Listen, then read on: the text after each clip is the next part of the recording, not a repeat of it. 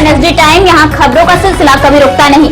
मैं शिवानी शाह हाजिर हूँ आपके सामने आज की इस खबर के साथ। बलिया के कटघरा शिव मंदिर के प्रांगण में क्षत्रिय भारत महासभा का आयोजन किया गया, जिसके मुख्य अतिथि राष्ट्रीय अध्यक्ष अमित सिंह क्षत्रिय महासभा रहे व विशिष्ट अतिथि देवेंद्र नाथ सिंह रहे। पत्रकारों से बातचीत के दौरान अमित सिंह ने बताया कि इस समय प्रदेश में सबसे ज्यादा क्षत्रिय समाज का हनन हो रहा है। उन्होंने कहा कि देश की आजादी से लेकर अब तक क्षत्रिय समाज के लोगों ने देश को आगे बढ़ाने का काम किया है। जरूरत पड़ने पर अपने अपने प्राणों की आहुति तक हम दे देंगे। हमने कभी आरक्षण के लिए कोई लड़ाई नहीं की, ना ही किसी तरीके की मांग की, लेकिन फिर भी सरकार में हमारे विचारों, हमारी महत्वाकांक्षाओं पर सवाल खड़े किए जा रहे हैं। अब वह वक्त आ गया है कि क्षत्रिय समाज के लोग संगठित होकर एक साथ मिलजुल कर काम करें।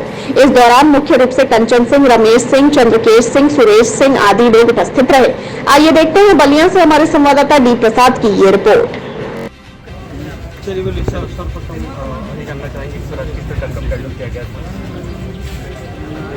मैं क्षत्रिय भारत महासभा का राष्ट्रीय कार्यकारी अध्यक्ष हूँ और आज नवा नगर ब्लॉक का परिचायक बैठक है।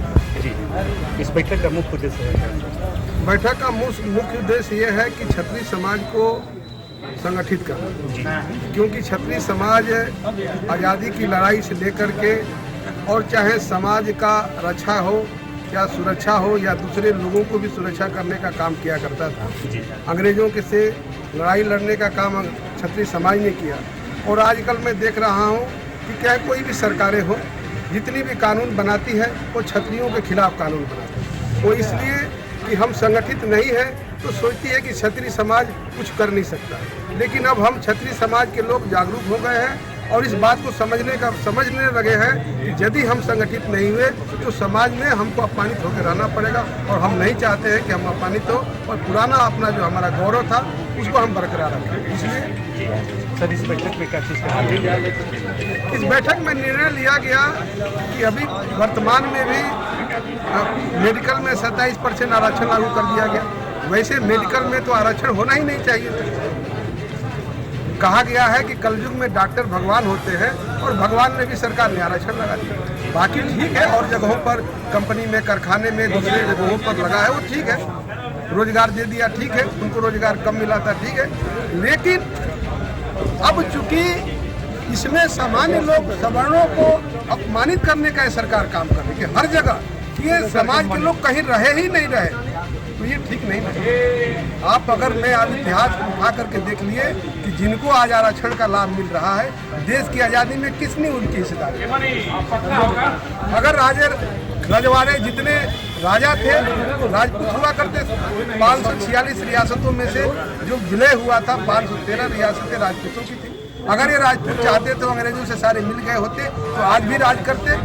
और फिर जो आज आरक्षण ले रहे हैं हमें गालियां देकर राजनीति नहीं कर पाए। लेकिन हमने देश के लिए बलिदान किया, समाज के लिए बलिदान किया और आज उसी के साथ अत्याचार हो रहा है।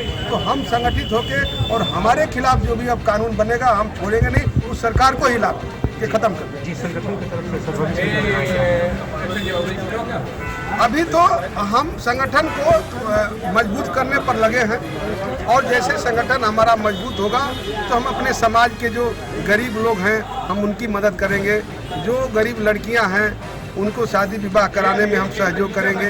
जो गरीब लोग, जो लड़के हैं जो आर्थिक रूप से कमज़ोर हैं, जो पढ़ाई लिखाई में अपने आप को हीन समझते हैं या कहीं पढ़ाई लिखाई में पैसे रुपये की आवश्यकता है और उस वजह से पढ़ नहीं पाते हैं, तो हम कोशिश करेंगे कि अपने समाज के लोगों से लेकर के चंदे लेकर के कुछ पैसे इकट्ठे करके हम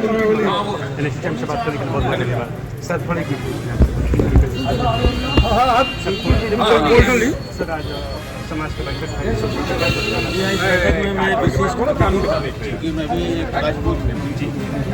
आपने जैसा कि इतिहास आपको पता होगा कि क्षत्रिय जो नाम हम लोगों का पड़ा है वो मुख्य उद्देश्य उसका है अपनी जनता का पालन करना और सुरक्षा करना।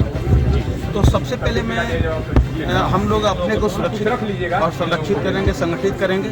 और जब हम मजबूत होंगे तो ऐसा नहीं है कि सिर्फ राजपूतों का कल्याण होगा, हम पूरी सभी जातियों के सारे मनुष्यों का हम लोग संरक्षण करेंगे और सुखी जीवन प्रदान करें। क्या सदस्यता की बैठक जो भविष्य में चलाई जा रही है, भविष्य में कार्यक्रम ये जैसा कि इंट्रोडक्टरी सेशन था, परिचयात जो है मीटिंग थी। अभी ये संगठन जो है ग्रोइंग स्टेज में है पूरे ऑल इंडिया लेवल पर, लेकिन इसकी आप इंट्रोडक्टरी मीटिंग आपने देखा, ये निश्चित रूप से आगे चल करके एक बहुत बड़ा स्तंभ बनेगा और हमारी बातों को जनता सुनेगी, सरकारें सुनेगी और हम चाहते हैं कि इस तरह से हम मजबूत हों कि हम अपनी रक्षा, अपनी मदद करने के साथ साथ दूसरों की भी करें। जय श्री राम, जय श्री राम, जय श्री राम। इस कड़ी में बस इतना ही। ताजा तरीन खबरों के लिए बने रहिए एनएसडी टाइम्स के साथ। मुझे दीजिए इजाजत, नमस्कार। एनएसडी टाइम्स की खबरों से अप टू डेट रहने के लिए चैनल को सब्सक्राइब करें, लाइक करें, शेयर करें और कमेंट करें और साथ ही साथ बेल आइकन दबाना ना भूलें।